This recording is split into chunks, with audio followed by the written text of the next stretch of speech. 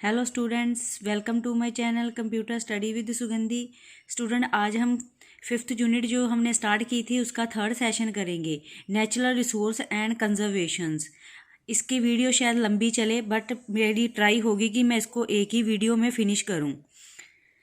Introduction में हम इसको बताते हैं भी हमारे पास जो कन्वर्सेशन है नेचुरल रिसोर्स की, वो क्या करते हैं, हमारे रिस्पॉन्सिबल होते हैं ताकि हम इसको किस तरीके से अपने जो नेचुरल रिसोर्स है उसको सेव करके रख सकें। ये हमारी ह्यूमन रिस्पॉन्सिबिलिटी, एवरी इंडिविजुअल को इसके रिगार्डिंग अवेयर होना चाहिए ताकि हम अपने जो नेचुरल रिसोर्सेज हैं उसको सेव करके रख सकें। Saving and conserving natural environment, जैसे कि स्टूडेंट आप सभी को पता है भी जब भी जो भी हमारा नेचुरल इन्वायरमेंट है इस पे, क्योंकि हमारी पूरी लाइफ जो है डिपेंड है, क्योंकि हम इसके अकॉर्डिंग ही जीते हैं, खाते हैं और इस पर ही हम वेजिटेबल ग्रो करते हैं। फ्रूट्स एंड ग्रेन जो सब है वो हमारा इस कंजर्वेशंस पर ही क्या है, डिपेंड है। और हमारी जो स्पेंडिंग एनर्जी है वो हम इस हमारे नेचुरल इन्वायरमेंट को क्या करती है, अफेक्ट करती है। और हमारा जो लाइफ है, जैसे आप सभी को पता है भी जैसा हम खाएंगे वैसे ही हमें क्या है, एनर्जी प्रोवाइड होगी। अगर हम फ्रेश एंड प्योर का चीज़ें यूज़ करते हैं तो वो हमारे क्या है, हेल्थ के लिए भी बेनिफिट हैं। और इसको स्टार्ट करने के लिए, अडॉप्ट करने के लिए हमारे पास जो भी कंजर्व ने इन्वायरमेंट के जो एक्शन है वो क्या है, reduce carbon footprint. 3R, reduce, reuse and recycle. Soil conservation, water conservation, energy conservation and forest conservation. ये स्टूडेंट जो हमारे पास 6 पॉइंट है, ये क्या करते हैं, हमारे इन्वायरमेंट के मेज़र करने के लिए टूल किट हैं जिसकी हेल्प से हम अपने कार्बन को, अपने जो हमारे रिसोर्सेज हैं उसको हम सेव कर सकते हैं। रिड्यूस कार्बन फुटप्रिंट स्टूडेंट क्या होता है भी जब भी हमारे पास हमारे नेचुरल इन्वायरमेंट में कार्बन की जो कंडीशन है जिसको हम ग्रीन हाउस बोलते हैं, वो हमारी डेली एक्टिविटी पर क्या करता है, अफेक्ट करता है। और इसकी जो एयर कंडीशन होती है, जैसे कि ईटिंग मीट बेस्ड डाइट, वो हमारे पास क्या है, स्मॉल चार्जेस जो हमारे डेली हम क्या करते हैं उसको यूज़ करते हैं। और इसी तरीके से जो हमारे इसको कार्बन फुटप्रिंट के जो मेजर इम्पैक्ट हैं वो क्या है, डे बाय डे क्या हो रहे हैं, कम हो रहे हैं। और इसकी जो अमाउंट ऑफ प्रोडक्शन है कार्बन की ग्रीन हाउस में, वो हमारे डेली एक्टिविटीज़ पर क्या हो रहे हैं, इफेक्टिव हो रहे हैं। इलेक्ट्रिसिटी कंजप्शन, आप सभी को पता है भी अगर हमारे पास मोर कार्बन प्रोड्यूस हम करेंगे तो हमारे पास जो इलेक्ट्रिसिटी है वो भी हमारे डे बाय डे यूज़ होगी। तो इसके लिए हमें सबसे पहले हमारी जो विदाउट यूजेस लाइट हैं उसको टर्न ऑफ करना चाहिए। जो भी हमारे इलेक्ट्रॉनिक अपलायंस हम यूज़ कर रहे हैं उसको अगर नहीं ज़रूरत है तो उसको भी ऑफ करके रखें। Replace the traditional light bulb with energy efficient LED and other alternative. जैसे कि आपको पता था पहले हम ओल्ड टाइम में लाइट बल्ब यूज़ करते हैं, वो क्या करते थे, इलेक्ट्रिसिटी की कंजप्शन ज़्यादा होती थी, बट इसको अब हमने रिप्लेस किस पे कर दिया है, एलडी लाइट में। और इसी तरीके से हमारे पास जो न्यू एनर्जी एफिशिएंट अप्लायंस हैं उनको यूज़ करना चाहिए। और इलेक्ट्रिसिटी कंजप्शन को रिड्यूस करने के लिए हमारे पास जो ग्रीन गैस इमिशंस हैं वो क्या करती हैं, इसकी कंजप्शन के लिए हेल्प करती हैं।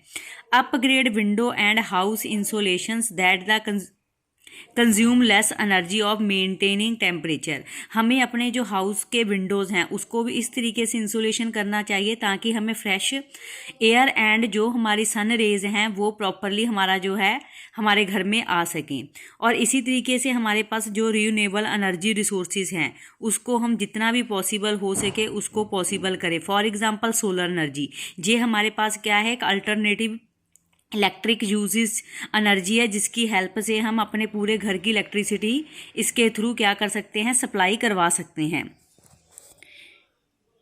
ग्रीनर ट्रांसपोर्टेशन स्टूडेंट, इसका मतलब ये है भी जो भी हम कंट्रीब्यूट करते हैं उसका ग्रीन हाउस पे क्या इफेक्ट पड़ता है।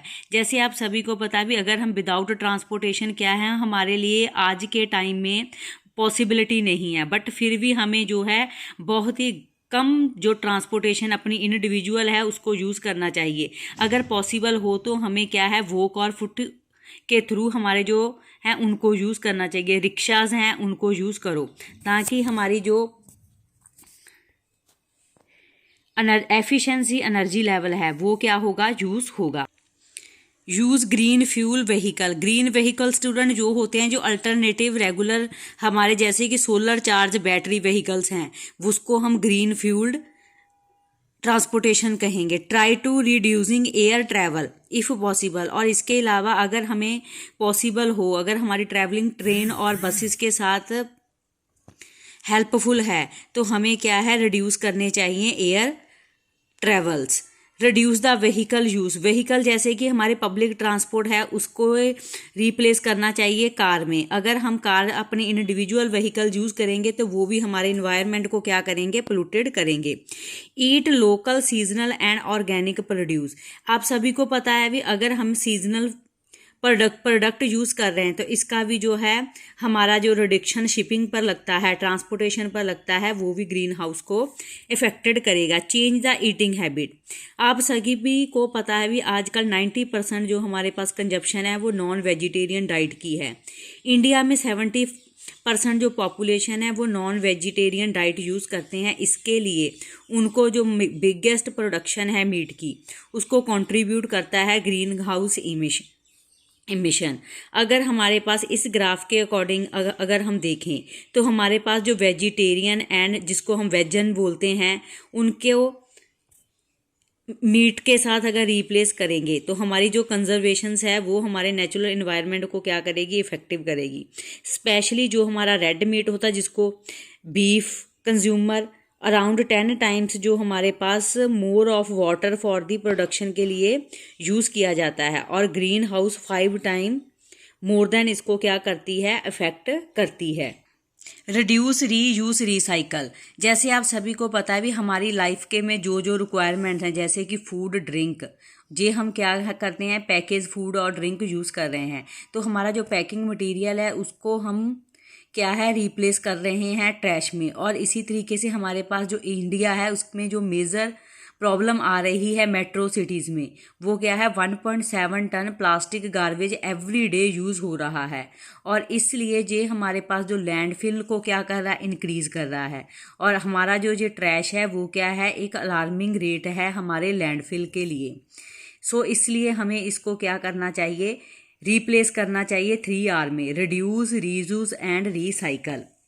रिड्यूस का मतलब ये है कि अगर हम कुछ चीज़ परचेज़ करते हैं तो उसकी लेस पैकेज करें, ट्राई करें भी हमारे पास बायोडिग्रेडेबल पैकिंग मटेरियल को यूज़ करें।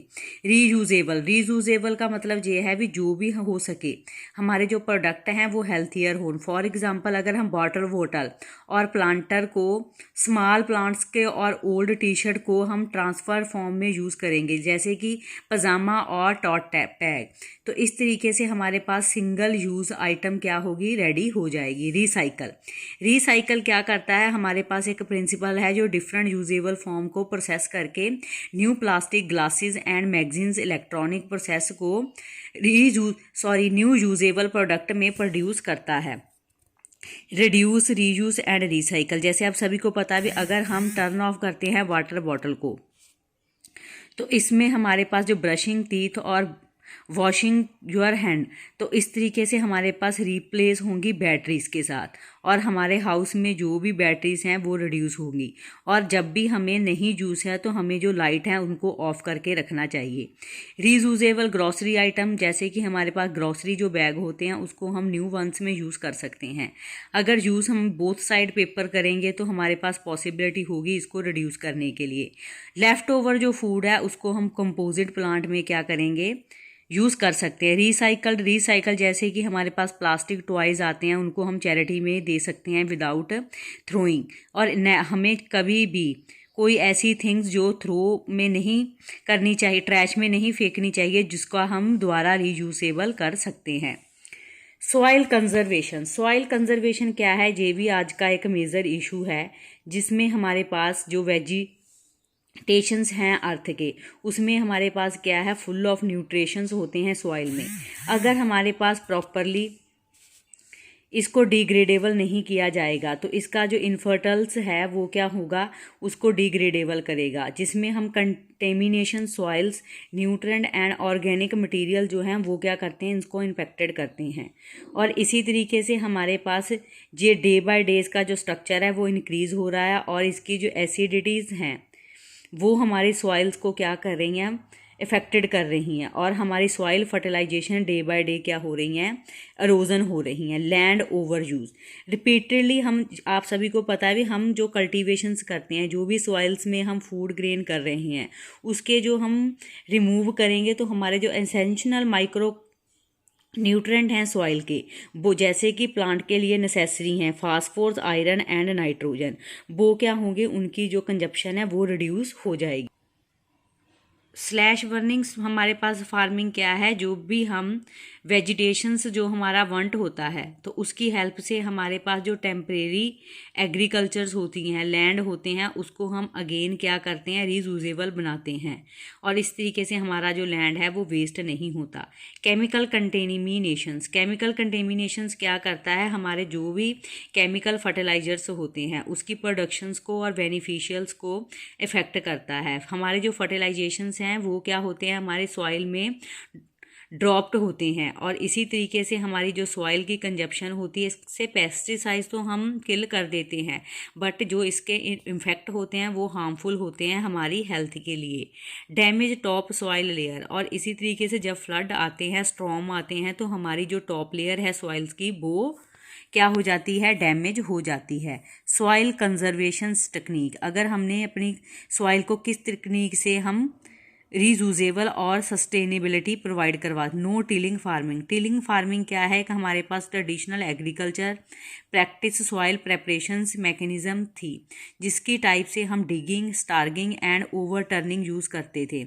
टिलिंग क्या करती है, ऑब्जर्व करती है हमारी सॉइल को, डिस्टर्ब करती है सॉइल को, बट जो फार्मिंग टेक्निक है वो क्या करती है, विदाउट टिलिंग प्रोसेस हम इसकी लीव्स को और सॉइल को बिना टच किए क्रॉप्स को डिकम्पोज करते हैं, और इस तरीके से हमारे पास जो टिलिंग फार्मिंग है वो ऑब्जर्व करती है नंबर्स ऑफ बेनिफिशियल ऑर्गेनिजम्स को। ये कॉस्ट इफेक्टिव टेक्निक है, और इससे हमारे पास जो रेंटेशंस ऑफ वाटर, ग्राउंड लेवल का वाटर है, वो उसकी जो वेपोरेशंस है वो उसको डिक्रीज करता है। क्रॉप रोटेशंस, क्रॉप रोटेशंस क्या करती है कि डिफरेंट टाइप्स ऑफ के क्रॉप हम एवरली ईयर हम रोटेट करते हैं, और इस टेक्निक से हमारे पास जो सॉइल में उसकी एग्जिस्टेड्स जो है हमारे पास क्रॉप, वो ईयर बाय ईयर क्या होते रहते हैं, रोटेट होते रहते हैं, और इस तरीके से हमारे जो न्यूट्रिएंट्स हैं वो प्रिवेंट होते हैं क्रॉप रोटेशंस के साथ। टेरेस फार्मिंग, टेरेस फार्मिंग क्या है स्टूडेंट, जब भी हम कटिंग और फ्लैट एरिया के अकॉर्डिंग, जैसे आपको हिल्स और माउंटेन लैंडस्केप पे देखा जाएगा भी step by step farming use की जाती है। इससे क्या होता है भी, जो तो बैरर एरिया होता है उसके लिए स्टेप जो फार्मिंग है वो बहुत ही बेनिफिशियल होती है, क्योंकि इसके साथ जो उसका यूटिलाइजेशन है वो लेवल लो हो जाता है, और जो न्यूट्रेंट होते हैं सॉइल के वो रेंडरिंग क्या करते हैं, वर्क करते हैं और फर्टिलाइज करते हैं। बाइंड ब्रेक, बाइंड ब्रेक भी क्या है, अगर हम प्रेशराइज जो हमारे पास बाइंड ब्रेक आती हैं, उस टेक्निक से अगर हमने बाइंड को ब्रोकन होने, अपने प्लांट्स को ब्रोकन होने से बचाना हो, तो हम अराउंड क्या करते हैं, फार्म लैंड बनाते हैं। इस टेक्निक से हमारी जो सॉइल इरोजन है वो कम हो जाती है, और ट्री के बॉर्डर एरिया पर होने से हमारा जो बॉर्डर है वो इरोजन नहीं होता। अर्थ वार्मर, अर्थ वार्मर भी क्या है, एक हमारे पास सम स्पीसीज होते हैं जे हमारे सॉइल्स के लिए बहुत ही बेनिफिशियल हैं, और इसकी टेक्निक से जे हमारी सॉइल्स को और हमारी जो सॉइल हेल्थ है उसको इंक्रीज करते हैं। अर्थ वार्मर जो है वो क्या करते हैं, मोर वाटर रिटेशंस को प्रॉपर ड्रेनेज करेंगे, और जो हमारे पास वेस्ट एक्ट होते हैं न्यूट्रल फर्टिलाइजर्स के, उसको इफेक्टिव करते हैं।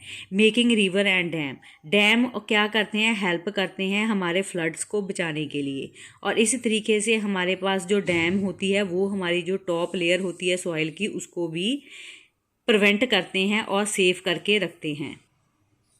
वाटर कंजर्वेशन, वाटर कंजर्वेशन क्या है, इफ़ेक्टिव है और रिड्यूस करती अननेसेसरी वाटर यूजेस को। वाटर कंजर्वेशन के साथ क्या है, हमारे पास जो फ्रेश क्लीन वाटर होते हैं और लिमिटेड रिसोर्स होते हैं वो क्या करते हैं, हमारे वाटर को कवर करके रखते हैं।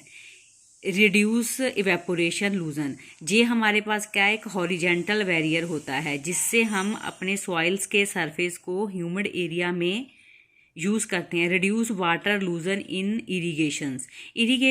इरीगेट एंड अर्ली मॉर्निंग के साथ और इवनिंग के लेट इवनिंग के साथ क्या होती है, हमारी जो एवेपोरेशन है वो कम होती है और 40% हमारे पास जो एवेपोरेशंस है वो हमें सॉइल्स को कंट्रोल करती है। और इसकी हेल्प से जो हमारे पास हाइब्रिड क्रॉप होते हैं वो कंजर्विंग वाटर के थ्रू क्या करते हैं, हेल्प करते हैं।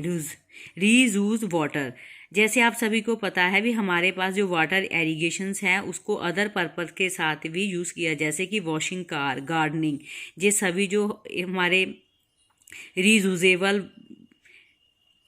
थिंग्स हैं वो क्या करती हैं, हेल्प करती हैं वाटर को सेव करने के लिए। प्रिवेंट वाटर वेस्टेज, आप सभी को पता है भी जब भी हम टैप को विदाउट यूज़ करते हैं तो इससे हमारा लॉट ऑफ वाटर जो वो क्या है वो वेस्ट हो जाता है। इसलिए हमें अपनी टैप्स को रिपेयर करके रखना चाहिए।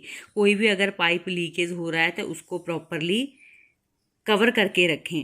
Proper disposal sewing water, sewage water क्या होता है, इसको हमने केयरफुली डिस्पोज करना चाहिए।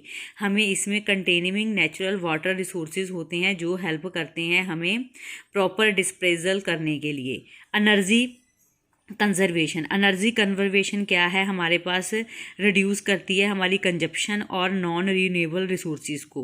एनर्जी कंजर्वेशन के साथ क्या है, हमारे पास एफिशिएंसी एनर्जी एंड कंजप्शन में जो भी वेस्टेज प्रिवेंट होगी वो उसको हेल्प करेगी। मॉडर्न वर्ल्ड मोस्ट डिपेंडेंट होता है हमारी फ्यूजल फ्यूल पे, और जो फ्यूजल फ्यूल है वो naturally non renewable energy resources को हेल्प करता है, जैसे कि oil, coal, natural gas and petroleum.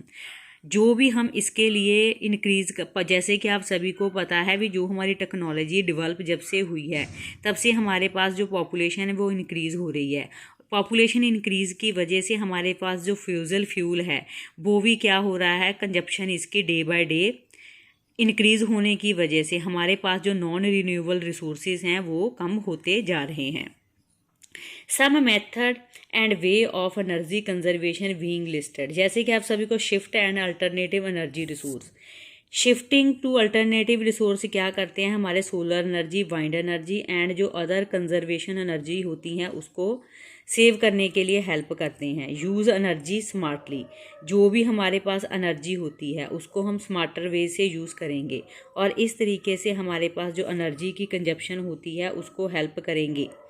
For example, अगर हम टर्न ऑफ लाइट करेंगे विदाउट नीड, रीप्लेस करेंगे ओल्ड अपैलेंस को एनर्जी एफिशिएंट अपैलेंस के साथ, replace the light bulb with LED and CFL, और एयर कंडीशन को हम एंड हीटर्स जो हैं उसको मिनिमाइज यूज़ करेंगे।